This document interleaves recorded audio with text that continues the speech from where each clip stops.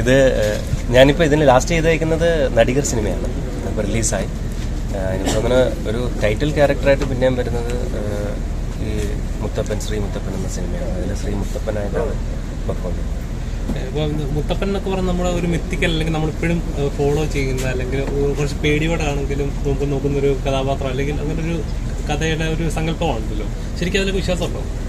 തീർച്ചയായിട്ടും. ഞാൻ പറശ്ശിനിക്കടവ് അമ്പലത്തിൽ ആദ്യമായിട്ട് പോകുന്ന ബൽറാം മട്ടന്നൂരേട്ടൻ്റെ നമ്മുടെ ഒരു സിനിമ ഉണ്ടായിരുന്നു, കർമ്മയോഗി. ആ സിനിമയുടെ പുസ്തക പ്രകാശനം, അതിൻ്റെ ആ സ്ക്രിപ്റ്റിൻ്റെ ഒരു പുസ്തക പ്രകാശനം വന്ന സമയത്താണ് ഞാൻ പറശ്ശിനിക്കടവ് അമ്പലത്തിൽ ആദ്യമായിട്ട് പോകുന്നത്. എന്നെ സംബന്ധിച്ച് ഞാൻ എല്ലാ മതങ്ങളെയും ബഹുമാനിക്കുകയും സ്നേഹിക്കുകയും ചെയ്യുന്ന ഒരാളാണ്. എല്ലാ വിശ്വാസങ്ങളെയും ബഹുമാനിക്കുകയും സ്നേഹിക്കുകയും ചെയ്യുന്ന ആളാണ്. അപ്പോൾ ഇതിൽ പേടിയല്ല, മറിച്ച് നമ്മൾ പ്രത്യേകിച്ച് പറശ്ശിനിക്കടവ് മുത്തപ്പൻ എന്നൊരു കഥാപാത്രം അല്ലെങ്കിൽ അതൊരു നമ്മുടെ ഒരു വിശ്വാസമാണ്, ഒരു ഈശ്വര വിശ്വാസമാണ്. അപ്പോൾ ആ വിശ്വാസം എടുത്ത് ചെയ്യുന്ന സമയത്ത് എന്തൊക്കെ ഒരു അഭിനയ വിദ്യാർത്ഥി എന്ന രീതിയിൽ എന്തൊക്കെ ഒരുക്കങ്ങൾ കൊടുക്കാൻ സാധിക്കും, അല്ലെങ്കിൽ ഒരു വ്യക്തി എന്ന രീതിയിൽ എന്തൊക്കെ ഒരുക്കങ്ങൾ കൊടുക്കാൻ സാധിക്കും, അതൊക്കെ ഞാൻ ചെയ്തിട്ടുണ്ട്. ബാക്കിയെല്ലാം ഞാൻ ഡയറക്ടർ പറയുന്ന പോലെ സ്ക്രിപ്റ്റിലുള്ള പോലെ ചെയ്തിട്ടുള്ളത്.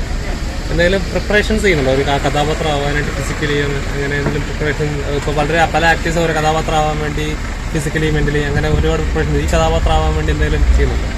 ഞാൻ എൻ്റെ എല്ലാ കഥാപാത്രങ്ങൾക്കും ഫിസിക്കലി മെൻ്റലിയൊക്കെ പ്രിപ്പറേഷൻ ഞാൻ പറയില്ല. ഞാൻ എന്നെ തന്നെ ഒരു ആക്ടിങ് സ്റ്റുഡൻ്റ് ആയിട്ടാണ് കണക്കാക്കുന്നത്. കാരണം ഒരു ആക്ടർ എന്ന് പറയാൻ തക്ക രീതിയിലുള്ള പെർഫോമൻസ് ഞാൻ കാഴ്ച വെച്ച് തുടങ്ങിയിട്ടുണ്ടെന്ന് എനിക്കറിയില്ല. ഞാൻ അതിനുവേണ്ടി ശ്രമിച്ചുകൊണ്ടിരിക്കുകയാണ്. അപ്പം ഈ മുത്തപ്പൻ്റെ ക്യാരക്ടർ എന്നിലേക്ക് വന്ന സമയത്ത് ഞാൻ പറഞ്ഞില്ലേ, ഒരു ഫിസിക്കലി കുറച്ച്, കാരണം മുത്തപ്പൻ എന്ന് പറയുമ്പോഴത്തേനും ഫിസിക്കലി അദ്ദേഹം ഈ പറയുന്ന പോലെ കാട്ടിലൊക്കെ ഓടി നടന്ന് ജീവിതത്തിൻ്റെ ഒരു ആഘോഷം കൊണ്ടുവയ്ക്കുന്ന ഒരു വ്യക്തിയാണ്. ഈ വിശ്വാസം എന്ന് പറയുന്നത് അതിൻ്റെ തുല്യത, വിശ്വാസത്തിൻ്റെ ഒരു തുല്യത എല്ലാവരിലേക്കും എത്തിക്കണമെന്ന് ആഗ്രഹിച്ചൊരു വ്യക്തിയാണ്.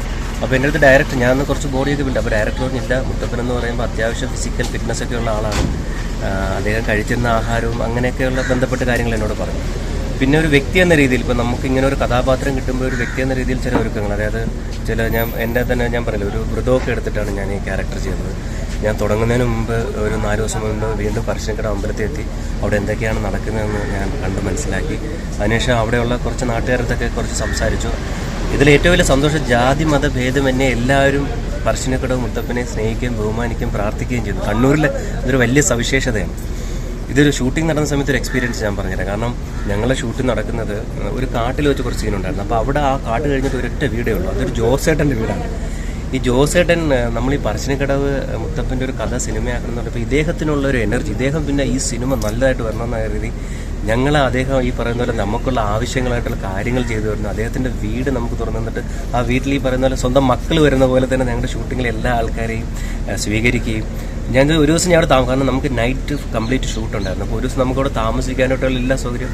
അപ്പം ആ നാട്ടിലെ എല്ലാവർക്കും പറശ്ശിനിക്കടവ് മുത്തപ്പൻ, ഇതിനു മുമ്പ് തെയ്യത്തെ ബേസ് ചെയ്ത് സിനിമകൾ വന്നിട്ടുണ്ട്. പക്ഷേ പറശ്ശിനിക്കടവ് മുത്തപ്പനെ ഇനിയും ലോകമെമ്പാടുമുള്ള മലയാളികൾ അല്ലെങ്കിൽ ലോകമെമ്പാടുമുള്ള വിശ്വാസികൾ അറിയണമെന്ന രീതിയിൽ അവരും പ്രയത്നിച്ചതിൻ്റെ ഭാഗമായിട്ടാണ് ഇന്ന് ഇത്രയൊരു പ്രോഗ്രാം നടത്താൻ സാധിച്ചത്.